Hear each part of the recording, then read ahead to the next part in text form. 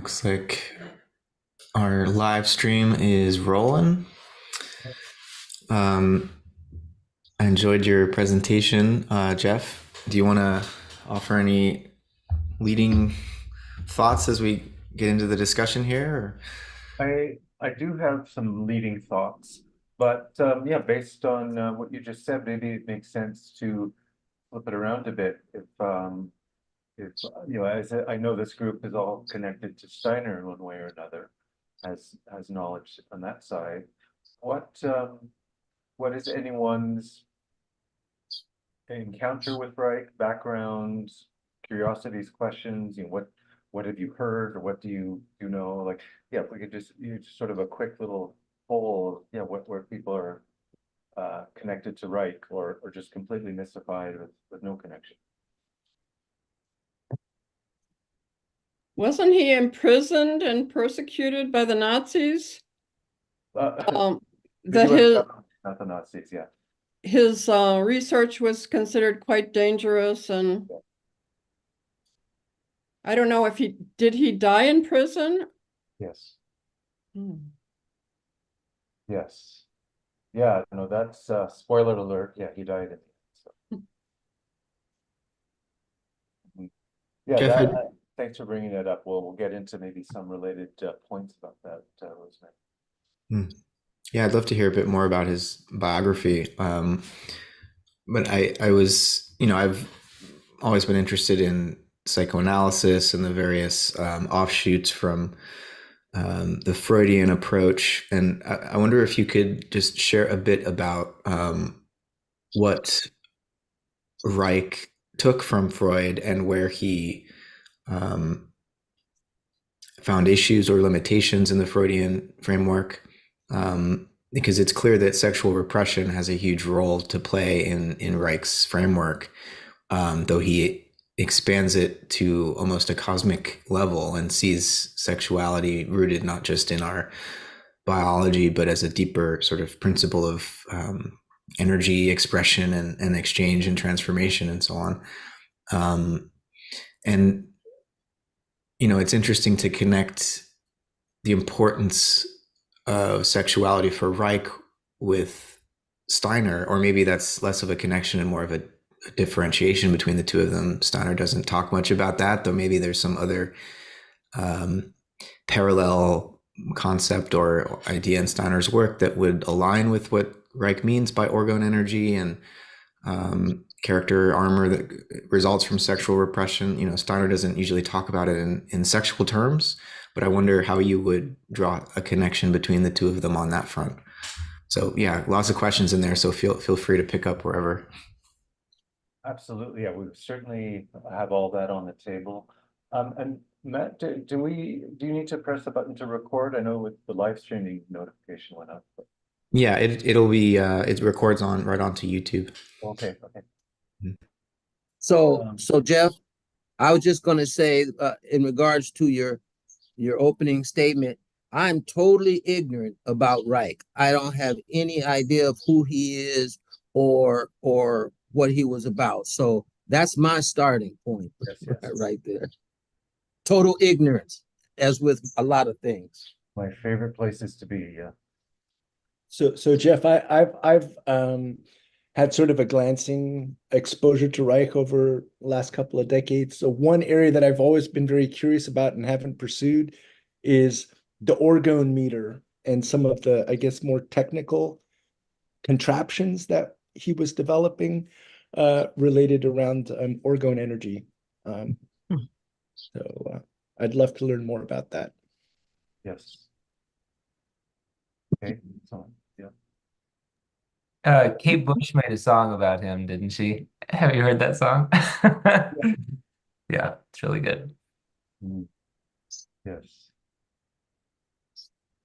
Yeah, the video portrays, Reich and his son, kind of, the certain biographical part of their story.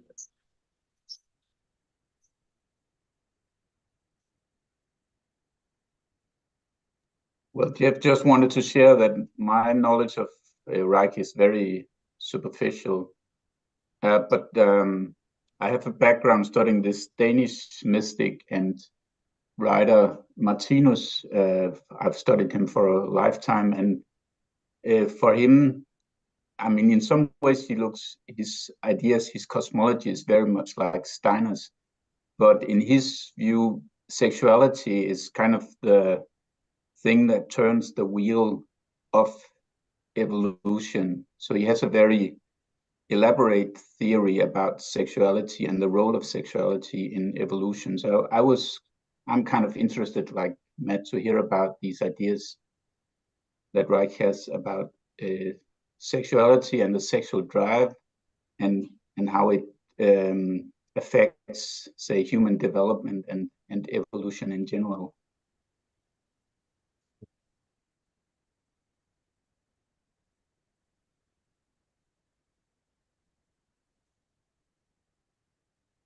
So, does anyone else want to put in their perspective or thought or? Yeah, I'll just introduce myself. My name's Lee. This is the first time I've been on one of these live Zoom with your guild. So yeah, first of all, I'm Lee. I'm based in England, not too far from London, just a little bit north from London. My knowledge of Reich is quite limited. I've come across his work through various other groups and teachers in the past.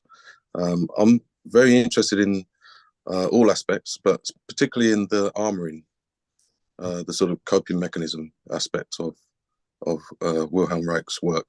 So yeah, I'm interested to learn about the armoring. Okay. Thank you.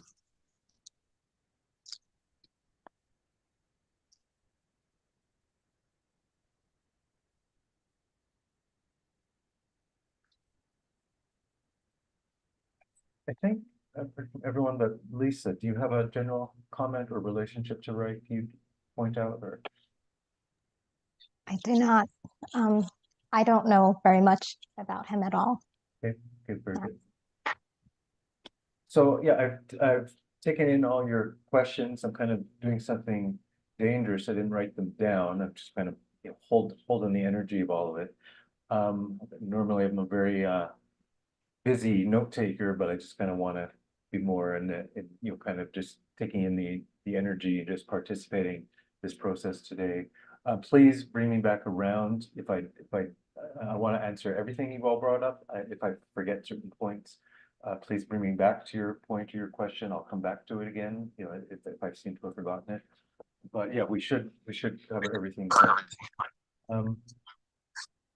So just let me. I may or may not need to share screen. I'll let you know if that comes up, but yeah, it may not even have to happen. So, yeah, just for my orientation, so we sort of understand where I'm coming from and my history with all of this, is that it's really, both Steiner and Reich are a formal part of my medical Heilkunst diploma, right? When I studied, at first what I thought I was going to go study homeopathy, that very famous modality. Everyone has some idea of what that's supposed to mean. I thought I was going to study homeopathy, didn't know what Heilkunst was in the first place, Hahnemann's full system of medicine, which includes homeopathy. But the program I went to, very fortunately for me, was, and I kind of knew this at some level, was very different from the mainstream teachings of homeopathy. I'd sort of informally been involved with reading and studying and try to figure some things out. But yeah, this particular program very uniquely doesn't just teach Hahnemann and the homeopathic remedies and all the things you would expect, anyone would expect, but is grounded in both Steiner and Reich, and it's kind of once you kind of see that as a structure, as a way of kind of explaining things, explaining homeopathy and other things, it's the saying these days, you can't unsee it. It's like, well, how could you teach Hahnemann's homeopathy without Steiner and Reich? It doesn't even make sense anymore. But so all that to say is Hahnemann, he was kind of cut from the same cloth, as Goethe, as Steiner, as Reich. they were all part of this romantic era of thinking, what we call in Steiner, this consciousness soul, it's a very particular state of mind and a state of evolution, a very particular approach to science and to life. And, this is the nature of Steiner and evolution, is humanity goes through these phases. So this romantic era phase, which we're still in, all of us here, as far as, this point in history, Hahnemann was as well. No, he did not have a very explicit philosophy. He was a very practical doctor, and he's kind of teaching about how to do all these things he was discovering. You can say more of a practical scientist, rather than a philosopher. If we want to draw, hard and fast categories or whatever, that's kind of, troublesome for its own reasons. But yeah, so he doesn't have his own explicit philosophy that you can read in one of his books. So I apologize if people think, I'm putting words in Hahnemann's mouth or whatever, but this is just a way of reading the life and the work and the writings and everything of Hahnemann through a certain consciousness. He very clearly had this consciousness. It just didn't come out into this full expression the way we're used to in reading Steiner, and the way we have this consciousness. We talk about how the methods of science and the methods of thinking, and this is all second nature to us, but it wasn't to Hahnemann. So yeah, as I say, I came to study in this program. Steiner and Reich were formal parts of this program. As I say, were brand new to me. I'd never heard of them. I'd never read them. Didn't know what they had to do with anything. And in, I guess I'll also add it into the context, why I really appreciate this now, what this means. I came to these studies, I think, in a pretty typical way for anyone coming into alternative medicine. I'm doing air quotes for alternative medicine, is, people just simply look to replace pharmaceuticals with natural counterparts. I'm not going to take an antibiotic. I don't believe in that stuff. I'm going to find a natural antibiotic or whatever, antidepressant, whatever. Pick your drug, and then just go find where that grows on a plant in nature or something like that. So that's the usual way people come into alternative medicine, myself included. And again, we as this group can clearly appreciate what I'm implying when I say that is, I was in this old material consciousness. Hahnemann spent his whole life, you say this is the most philosophical part of him, criticizing the old school of medicine, what he labeled the allopathic school of medicine. He actually invented that word. When you hear the word allopathy, you thank Hahnemann for that word. Yeah, he was criticizing this materialistic orientation. To him, that can't explain the human being, that can't explain medicine. And as I say, we appreciate this very well, with our studies of Steiner and everything else. But yeah, Hahnemann was right on the tail of this. You can't consider the human being in medicine in this old materialistic conception. Now, as I say, he didn't do what Steiner did. He didn't give 6,000 lectures about this, but he had a consciousness about this. So anyway, so that was me. I came in this old materialistic mode, and thanks to Hahnemann, but mostly Steiner and Reich, have really busted open my material mindset into this whole dynamic realm of thinking, the whole Goethean way of thinking, which is, as we know, is very, very different. So anyway, that's just me. I'm just going to give you an orientation here of what does Steiner and Reich have to do with me and what I do, in my day-to-day life and practicing health and all that. So for, again, sort of on that point, as I say, Hahnemann, he didn't have a fully explicit philosophy, but we can, like a modern computer analogy, we can plug in Steiner and Reich, like extra computer chips or extra modules into Hahnemann and really expand out his whole system and his whole thought process. So as I said earlier, they're all cut from the same cloth. They're all these kind of similar, kind of dynamic Goethean kind of thinkers, if we put them into a category, but it's much more than a category. And kind of going along with that, I think what unifies, this idea of the Romantic era, the idea of Hahnemann, Reich, Steiner, Goethe, and we kind of get this Romantic era conception of genius. Now, in my definition, I hope I'm not bastardizing the concept in some way or another, but we all have a capacity for the genius function. To me, what Steiner calls etheric thinking, living thinking, the exceptional state, from philosophy of freedom. This is what he's teaching. We all can learn to access that. So, in my mind, this is where I kind of make a kind of a rough distinction. Again, this is maybe too much of over categorizing things, but we can think of kind of like the uppercase G geniuses, the Steiners and the Reichs and the Hahnemanns and the Beethovens and all these kinds of people. They come with a very high capacity for genius and doing whatever their life task is.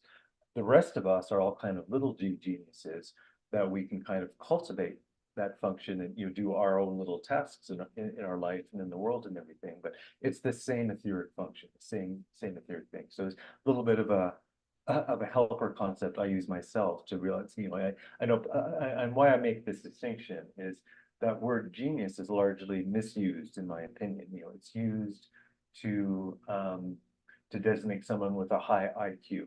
If someone has an IQ of 170 or whatever, they can do mathematical equations in their head really quickly or something like that. That's usually how genius is used. But no, it's a much deeper etheric thinking function as far as I'm concerned. And so so why I'm saying any of this is, between Hahnemann, Reich, Steiner, Goethe, all these people we're aware of, they were kind of big G geniuses, but really bringing some major, scientific methodologies, major thinking methodologies into human consciousness as a whole. And this is, I don't remember who said it, there's a famous saying that goes along the lines of, we live with each other, we live off of the genius of other people, the great thought forms that come into humanity and all this, they're brought in by usually these capital G geniuses. They kind of bring it down from the cosmos, as it were, into our earthly realm and our historical moment. So for whatever that's worth to you, that's just sort of a general orientation I have. And as I did in my preview video, I think given all the commonalities between these thinkers we're looking at, I pointed out in detail this underlying concept of the dual human being. Steiner has it in his Invisible Man, and Reich has it in his chapter 4 of Cosmic Superimposition. This this very explicit dual being, like that Da Vinci picture I put up, the Vitruvian Man, this double human being, like a weird monster from a horror movie or something. Like, why does it have 4 arms and 4 legs, and why is it chasing me? But this idea of the dual human being also, again, not explicitly, but is in Hahnemann. So anything we explore in this field, for me, has to kind of begin and end with this idea of dual beings. And I've said it in so many words at some point, but it's funny in a way, but it makes sense in the historical logic. Steiner didn't introduce those dual beings until pretty much the end of his life. So you get to that lecture, and then you say, oh, double human being. And I've read everything Steiner read up until now, all his lectures, everything else. He didn't mention this before. Well, now I have to go back, reread all of his books all over again with the double being in mind, so I can actually understand more properly what he's actually saying. So anyway, to me, this is one of the master concepts of the Romantic era and all these thinkers, from Hahnemann, medicine, and everything else. You're kind of going to go down wrong, kind of dead ends, if you're not bringing this double being into the thought process. So that's sort of my introductory remarks, just to give an orientation. But now to get more into the content. So let me think back to some of the questions that you were just bringing up a moment ago. Well, let's start with the first thing that pops into mind was the question of, orgone devices and measuring devices and these kinds of things. Of course, we have the orgone accumulator. I'll define that in a moment. The first thing that comes to mind about that is something, I forget which lecture in Steiner's Interdisciplinary Astronomy. Maybe more than one lecture. He's talking about the need for kind of a new mode of scientific thinking, and he says something to the effect that we almost need to restart our laboratories empty. Get rid of all the instruments and all. That's already kind of locking us into this old way of thinking about science. We've had all these habits of thinking and practical habits of how we measure things and how we assess the world and all these kinds of things. So almost just empty the laboratories, just four walls and nothing else, and we can start to rethink even what kind of instruments we even need in our new laboratories. As I say, I forget which lecture number that is, but we went through that recently. And so yeah, so coming around to Reich and his instruments, he is a beautiful example. Like, he didn't reach Steiner, he didn't have this whole orientation formally, but that's what he did. He basically rebuilt the scientific laboratory, out of his own Goethean imagination and what he was trying to understand in nature. All the different things he studied led him through this kind of fresh thinking, new thinking of to build these very almost childlike in a way, these very rudimentary devices, but very profound in what they demonstrated about this underlying reality of the whole cosmos of the human being that's built on this, what he named orgone energy, this primordial life energy. So yeah, some of the devices he invented, I'm going to measure, where's the orgone energy stronger or weaker, in a human being, like he's measuring his patience and trying to figure this out. But also, as I mentioned a moment ago, the orgone accumulator, it's not a measurement device per se, but it's a new scientific device, which essentially concentrated orgone energy for certain scientific purposes. Well, for therapeutic purposes, he used it on cancer patients to concentrate this orgone energy to reinfuse these dying parts of these cancer patients and where the blockages were and things like that. But in his orgone meters and other similar things, as I say, he was kind of inventing this new scientific mode of thinking. It's not just, again, we can go off into any scientific laboratory and use an instrument and do the same old observations that have always been done, but he had to invent something new, things that didn't exist yet. So anyway, that just when someone was bringing up the orgone devices and the orgone measuring equipment and all these other kinds of things, and it also leads back to something I've mentioned in another context with us. One of his books is named The Einstein Affair, and I'll just give a very, very brief couple of points about that. But and it leads into this point of orgone devices and measurement and everything. He had a brief relationship with Einstein. There was a point where Einstein, how did this happen? Oh, I guess Reich must have reached out first, but Einstein responded, and they had a correspondence. They met, they actually visited with each other, and Reich demonstrated some very profound experiments that he had been doing. He showed to Einstein. And one of the main thing is with his orgone accumulator, this concentration orgone energy. He would put, like, this is just basically imagine like a little wooden box, just a little smaller than a telephone booth, something like that, right? And on top of it, for these experiments, he put just a standard thermometer, and basically to demonstrate that this orgone accumulator, drawing in this cosmic orgone energy, this life energy, had, well, various properties, but what he was demonstrating in this experiment was that it would actually heat up the air above the orgone box with no other explanation. There's no source of heat. There's no and he showed this to Einstein. Actually, Einstein was very interested. He borrowed some of this equipment, but brought it back home to his lab to reproduce the experiments. But this is the whole point of the book, the Einstein affair. Einstein, we also get into the topic of armoring and get into Steiner's concept of ordinary cognition and all these things. Einstein's quickly reached a point he could not handle this. This totally, he literally blew up his worldview in a way he didn't really want to have to handle at that point. And the way Reich explained it here and otherwise, it essentially this experiment and others kind of overturned the second law of thermodynamics. The idea that what is it, the conservation of energy, and or I guess it's the law that points to entropy. Am I getting that right? That the universe is eventually going to wind down to nothing, and all the, like, we just keep losing energy, basically, is the idea.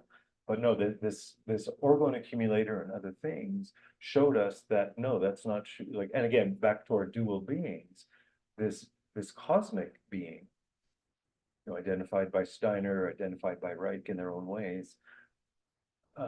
Each one of us, we're constantly drawing in on this infinite source of cosmic energy, really, from the other side of the veil, so to speak. And then even look at us human beings, we come and we incarnate into a given life. Well, where did we come from? Well, we came from kind of this non-material, this other side of the veil, this other realm, and then we come here. So we do the same, we keep drawing in that energy from the other side of the veil. And that's kind of what an orgone accumulator is demonstrating to us, this constant streaming in of orgone energy from the other side. And it produces our human physiology, it produces all the weather effects, that Reich went on to study later, and all this. So anyways, as far as orgone measurement and instruments and things, yeah, that's such a powerful historical moment when Reich and Einstein were kind of essentially coming to a disagreement. Einstein just basically, he shut the door and he would not respond to letters anymore. I mean, he sent one final letter, but this experiment, is not set up properly, and it's wrong for this and that reason. And he said there's it's like air convection and currents in the room, but other counter experiments basically disproved that objection. But that's as I said, that's the whole point of that whole historical event between those two big figures.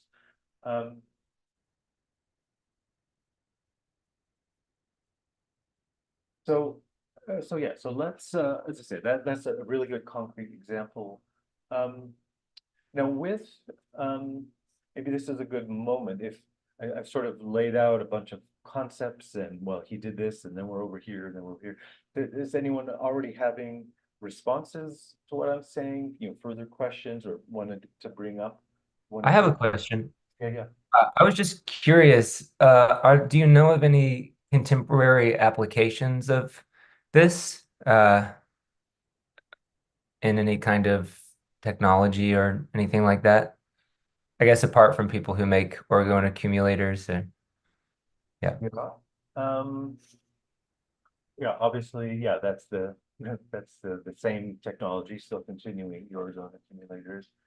I know there's a variety of different technologies, kind of built on this, where people kind of, whether in their own home or kind of, around their home or, broader areas or whatever, they kind of use to disperse some of the, how we're overrun with EMFs, all the electromagnetic frequencies and Wi-Fi. So yeah, I know people have designed a variety of similar technologies for that purpose. There's probably other things that are just not coming to my mind right now.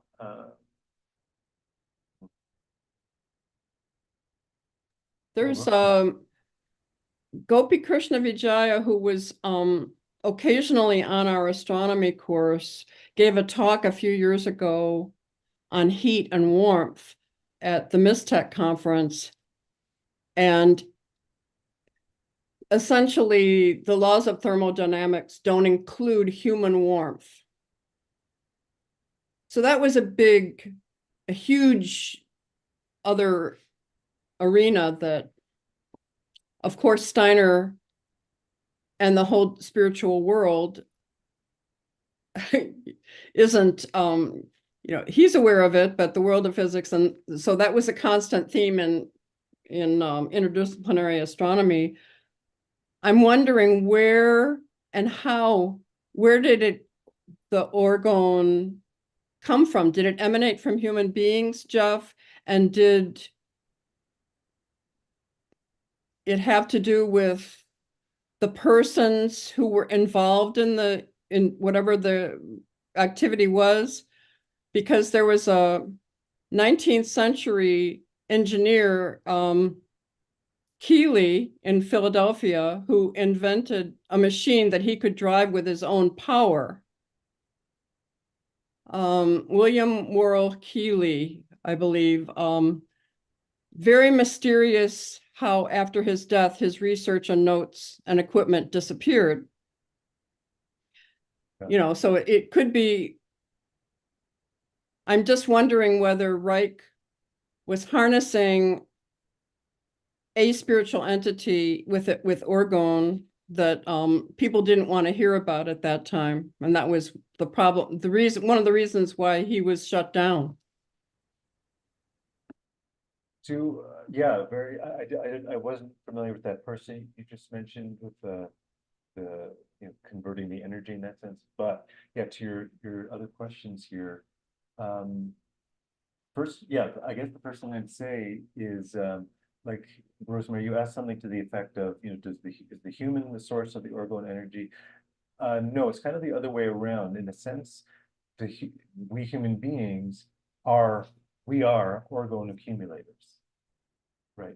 And I didn't even explain what I talked about the wooden box, but the construction of that wooden box is so many layers of organic and inorganic material, and that layering is basically what kind of creates the effect of drawing in orgone, like the cosmic orgone energy. So that's what we are. We are layers. Like if you think of it, like our more dense bones, and then our fleshy parts, and so on. We're kind of like this orgone accumulator, and we continually keep drawing in the cosmic orgone energy. And that's also explains why and how we generate heat. Right. Like it doesn't make sense from a purely mechanical physics point of view. It's like, how can we generate heat? And then there's some, overly simplified explanation. Oh, because we eat food, with calories, and we burn those. We're like little furnaces. It's like, well, no, it still doesn't make sense. It's like it doesn't explain the source of this heat and this life energy and all that. So sorry, and you said something else I'm maybe forgetting now. Something else you wanted me to add into this, Rosemary? I'm still trying to figure out how the human and the orgone box interact. Yes, but most basically, when you sit in an orgone accumulator, you're in a sense it's your normal situation. You were always accumulating orgone, because we as human beings, but now you're accumulating more at a faster rate than you normally would. So you sit in a box, but he wasn't able to take a box and say apply it to a human being. You said that there was a reduction of cancer tumors, for example. So he must have had a portable way of carrying it to people and applying it. So he must have been a conductor himself. I mean, that's the underlying question. Was there like something on the box, right? Or it's just the accumulation of the layers that you're saying that the box consisted of? And were there any kind of like patterns to that layering? Is that also like it's a very basic pattern, like as I said, like the organic and inorganic, and that's the only variation we would get in what you could build is how many layers he would stack. So the more layers, he would go like what he would call like from a 3x accumulator to a 7. It's like increasing that accumulation effect. Ashley, does that answer where you're coming from, or does that make sense? But yeah, I want to also go back to what you're asking. I'm maybe misunderstanding or misorienting something you're saying. But when you talk, how did you say about Reich? Was he a conductor, or you said something to that effect? Or when he would apply orgone to cancer patients, he was present, right? he was outside the box. I mean, it's smaller than a phone booth, so one person would fit in it. But yeah, he was present. He was outside the box, but he being present or not wasn't necessary for the effects of the orgone accumulator. Is that? What you're trying to construe. It's kind of an open question, because with Keely's experiments and there was witnesses, he was able to do it, but he had to be present. The machine would not run unless he was present. So I was just wondering if there was a correlation between what Reich got achieved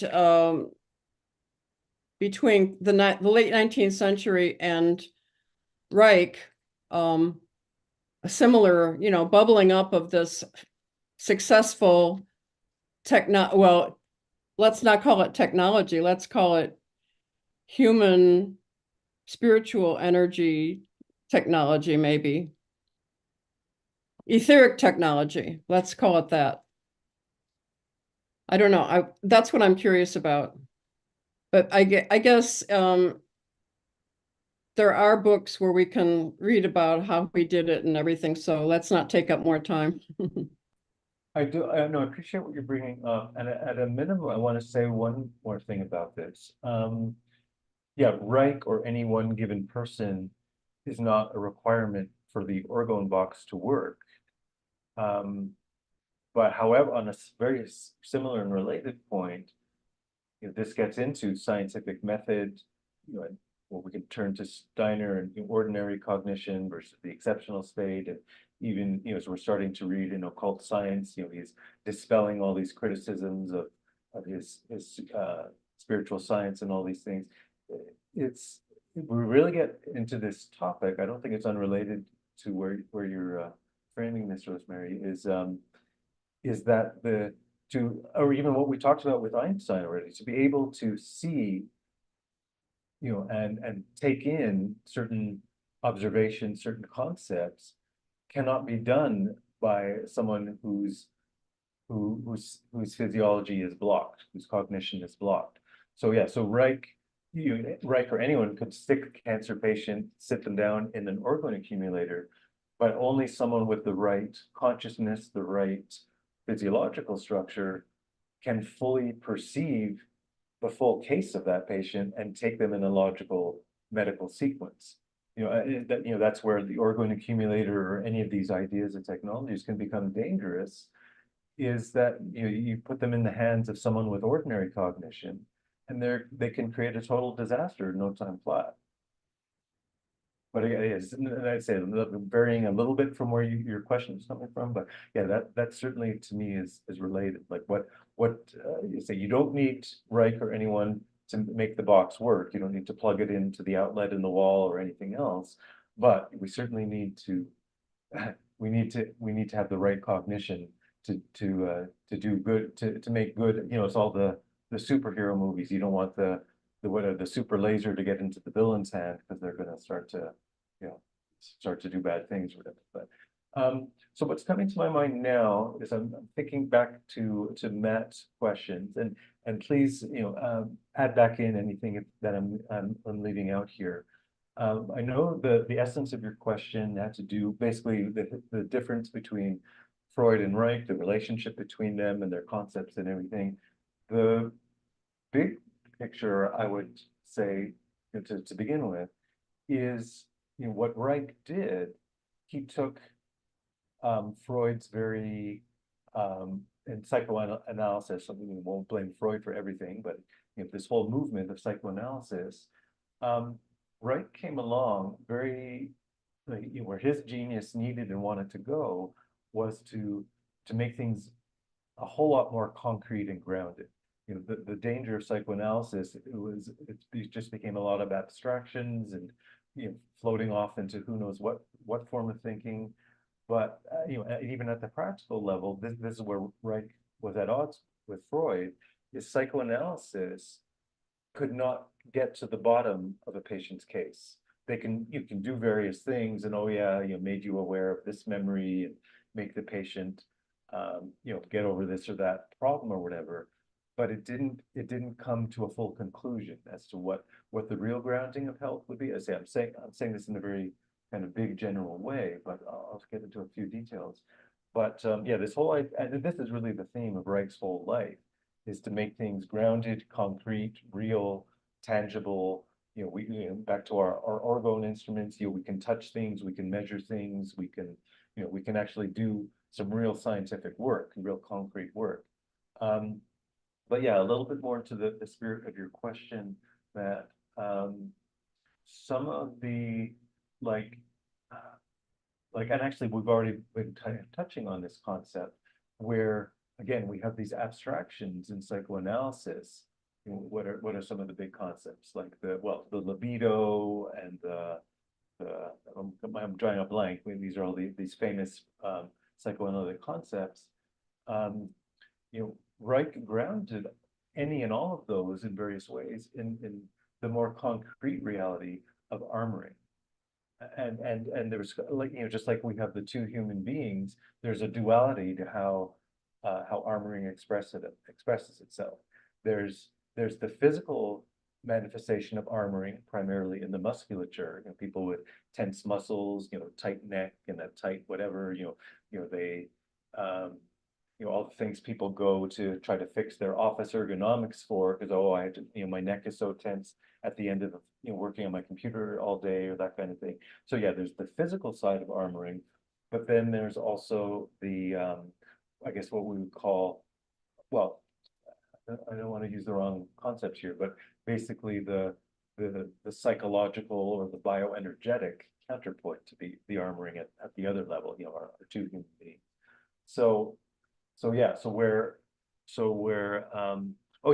Here's another, maybe another really good example. So where this takes us into some very important concepts. So where Freud invented psychoanalysis, and as I've already said, that became a very abstract psychologizing. Sorry, I don't remember how to say that word. Anyways, blah blah blah. And Reich transformed and grounded that into his system, which he named character analysis. So the character analysis, again, it speaks to this duality of the human being. We have the muscular armoring, like I just said, tight neck or whatever else. But we also have this kind of stricture of the whole character structure of the person, right? So what's a simple example? So let's say, let's take the character structure of Canada, the country. I'm being a little bit abstract here, kind of against the spirit of Reich, but Canadians are known to be very mild-mannered and polite and so on and so forth. So if we had a patient like that, who was just kind of almost automatically polite, they can't be anything but polite, even in a situation that calls for aggression or calls for a different kind of natural response to something. Someone with the polite character structure cannot do it. They're locked up in a way where their whole character they've lost a range of responses to life, right? Or let me maybe make a similar kind of example. Someone, the classic example of a breakup, a romantic breakup, and somebody goes, whatever, they go through their sadness or whatever, but then their characterological response is they build, and this is largely unconscious for most people, they build a character, a rigid character structure around themselves, which doesn't allow any closeness to happen again. You know, maybe they have superficial relationships, maybe, you know, whatever, but their wall becomes permanently closed off to any of that emotion. Anyways, that's the character armoring. Just kind of trying to give some basic examples there, but between the character armoring, the muscular armoring, Reich, what goes beyond the psychoanalysis into this very concrete, grounded, you can put your hands on it and actually, you know, have a real concept that you can do something with scientifically. So, I say, I'm just kind of, you know, touching into where I remember your questions come from. Was there, I know there was more you said, but do you want me to? Yeah. Well, about Freud and Reich, I'm curious to what extent Reich accepts the basic Freudian claim that there is an unconscious that's created by repression, or if Reich has a different understanding of the unconscious or some sort of split. I mean, you talked about the split human being, but is that equivalent to like the split between the id and the ego? I mean, in Freud, there's the superego as well, but does Reich continue forward in that line of thinking about that human beings are basically animals who had this primal trauma that split us into a conscious ego with a, you know, semi-conscious super ego that's like imposing some sense of morality on us and forcing us to repress our animal instincts? Or does Reich feel like that basic Freudian schema is stacking the deck too much and making our humanity into something just like basically the human being becomes just a traumatized animal? And then, you know, that's a lot, but I'd also be curious just to hear about how you think Reich's understanding of orgone energy and the transmutation of the Freudian libido into this broader concept that's more concrete, as you're saying, how that might contribute something to anthroposophy, perhaps, that, you know, people often struggle to understand Steiner's relationship to sexuality as such.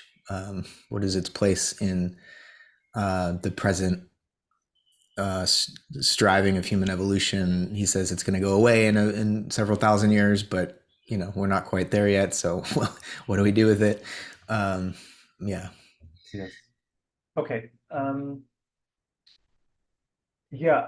Now, you know, Reich, you know, he began with psychoanalysis. He was actually a very gifted, you know, psychoanalytic practitioner, and, you know, he did very well with what he learned. But as I say, he became frustrated with this limitation soon enough.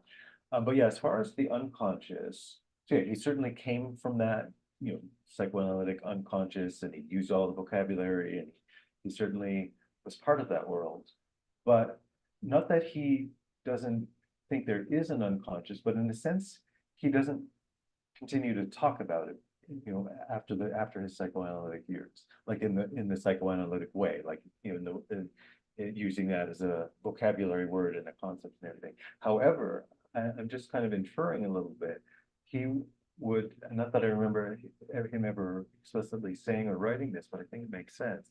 I think he would say that the unconscious goes into, you know, gets expressed through these character structures, as I just mentioned a moment ago. So, you know, back to our compulsively polite person as a character structure, they, you know, that structure is oh, and I have one other part of this answer I just remembered too. We'll come to that. Their character structure is fueled and energized by whatever the trauma, the unconscious content that's now gone into building this character structure. So to say, he didn't, not that he didn't believe in the unconscious anymore, but he didn't actively engage in it the way a psychoanalyst does. You know, he engaged at the more concrete level. Well, let's de-armor the, you know, you could say he was the first body psychotherapist, you know, hands on the person's body and pressing on the tight muscles and releasing the pain and the tension, and, you know, that. So he didn't really care to talk about that old abstract psychoanalytic language per se, but he didn't get rid of the unconscious either, but he worked with it from a totally different vantage point. What was the other thought I just had? So the other thing about the Oh, now it's gone again, but it'll probably come back. But so yeah, so your other question about Steiner, you're right. He barely ever talks about sexuality per se, like as you know, as an overt topic. Yeah, and you've already mentioned this. He certainly talks about the whole history of humanity and the future of humanity as far as, you know, the division into two sexes. And again, that will not be forever. You know, we will merge back again into, you know, whatever that will be called, you know, an asexual or non-sexual or whatever the appropriate term will be. But yeah, we're this phase now, we're in our sexual years of humanity, you know, the masculine and the feminine as kind of two different biological sexes, right? Steiner outlines all that very clearly in his Evolution of Humanity, but where you so that's there, and that's its own worthy topic to really get into. Where you can say the sexuality is in Steiner is in this dual being, right? The fact that each one of us, you know, is a dual, like we have these two sides or aspects, whatever you want to call it, of the whole human spirit, the whole human soul.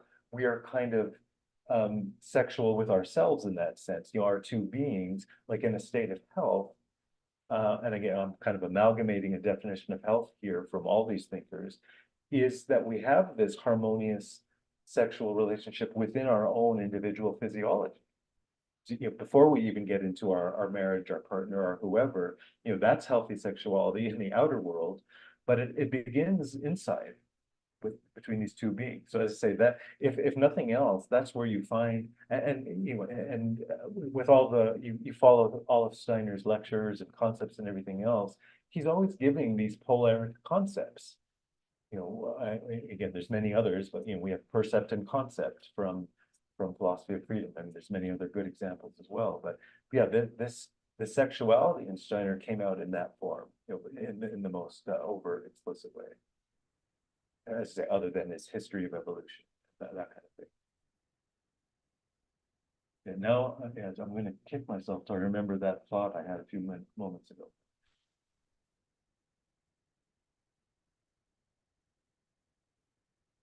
Does that bring you to some satisfaction with where your questions are coming from? I know there's worlds and worlds we can go into there, but Yeah, thank you, Jeff.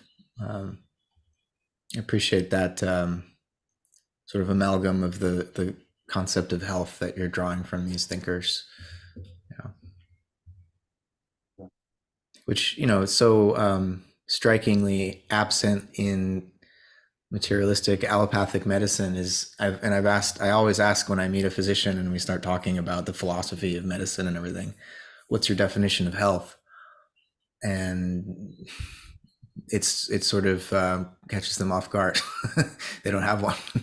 You know, there's all sorts of definitions of disease, but health is like, usually they say, well, that's subjective, that's a normative thing, and we're just, you know, in medicine, we're not trying to tell people what they should believe about what health is. Seems odd to me. Yeah, well, the first clue is they don't talk about the double human beings. Yeah, first clue. Now, I know there's still some questions sitting on the table. I'm trying to pull them back in. Does anyone have one off the top of their head that you brought at the beginning and I have yet to get to? Say, I can feel them sitting there still. I'm trying to remember all the topics here. So Rosemary had a question about Reich's fate. Oh, yes. It's a very interesting one. Yeah, that's interesting. Yeah. Okay, so yeah, Rosemary outlined that. Yes, he did. He was imprisoned, U.S. federal prison. All his books were burned. You know, great. And this is around 1950. Can you imagine 1950 USA, a book burning? It's like, you know, what century are we in or whatever? But yeah, his books burned. He was imprisoned. And yes, and he did die in prison. He died of a heart attack. I'm doing air quotes because again, there's, you know, various speculations or whatever that was kind of induced death, let's call it. But As far as his fate, or really the fate of this work, this research he brought into the world, I think it kind of dovetailing a little bit with Ashton's questions. Where's this technology gone now? What have people done with it? Same with anything. What have people done with his books, his ideas, his ideas for medicine and everything else. It's kind of like the reason for Reich's fate was, somebody said it in so many words today. Yeah, not only Einstein, but the establishment as a whole could not really handle the implications of his work and didn't really want him to keep doing it. It was really upsetting the apple cart, right? So yeah, as far as and actually Reich has, let's use this concept. Reich has a very clear concept in his various books called the emotional plague reaction. So we've mentioned individual armoring, individual character armoring, and how people get locked up and their health blocked and all these other things. He talked about this emotional plague reaction where kind of this you can say this more of a societal effect or a group effect where out of these blocked, commonly blocked ideas and perceptions of the world and everything else, the kind of these collective responses, and actually we can go back to Steiner's second part of philosophy of freedom and all the external morality, and you do things because your church says to, or because your parents say to, or this or that. It's like these kind of collective social structures kind of form to write this emotional plague reaction where you out of an individual, but out of this kind of collective voice, so to speak, these most vicious responses would come out of people, would attack people, usually more verbally, but not necessarily only. And this was essentially Reich's fate. He died at the hands of the emotional plague reaction of this kind of collective, societal shutting down of, collective shutting down of what he was bringing forward. As I said, the ideas were too potent for armored humanity.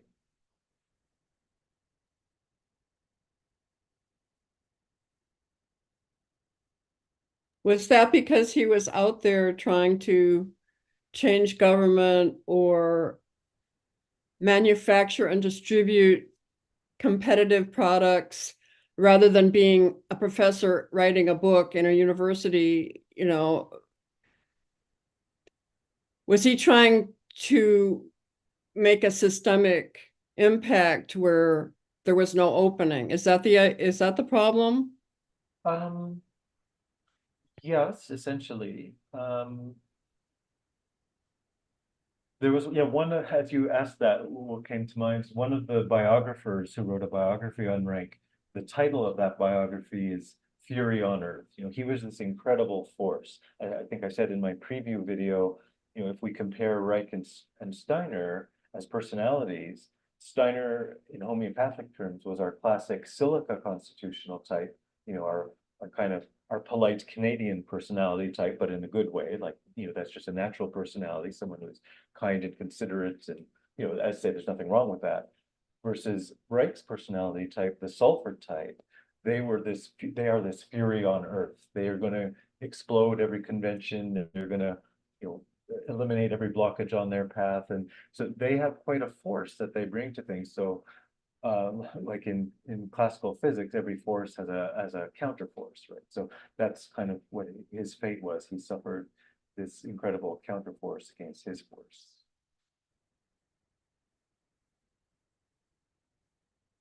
I know that there's other, I know I'm forgetting things and questions people have asked, and I apologize.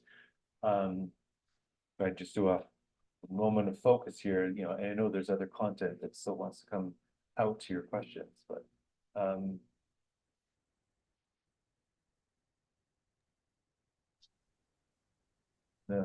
my local church bells are ringing, so we're at the top of the hour. Yeah, I'm happy to continue for a few more minutes, but yes, I know I brought forward this massive topic. We're gonna converse between Steiner and Reich. It's like, oh, you mean you want to do a 20-year PhD thesis? I see what you're doing. Okay. You didn't mean an hour, you meant 20 years. Okay. Well, I appreciate Jeff, you bringing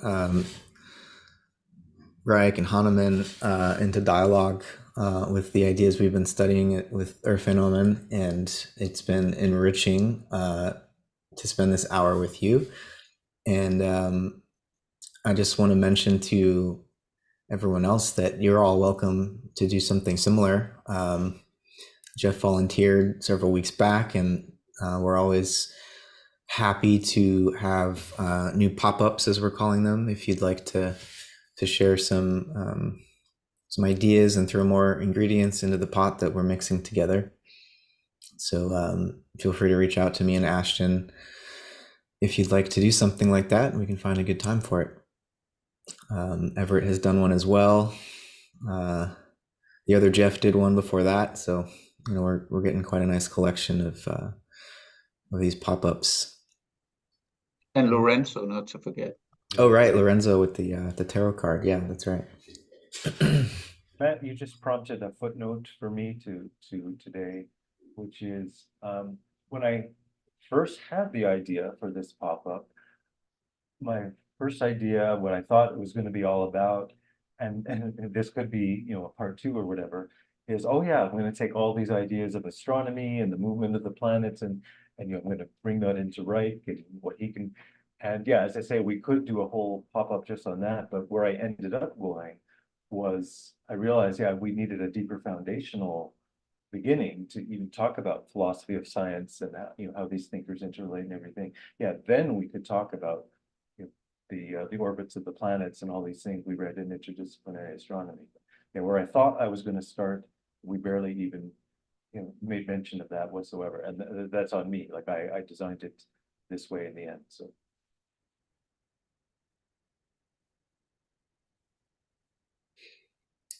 Great. Well, thanks so much, Jeff. Thanks everyone for turning out this morning or evening, depending on where you are.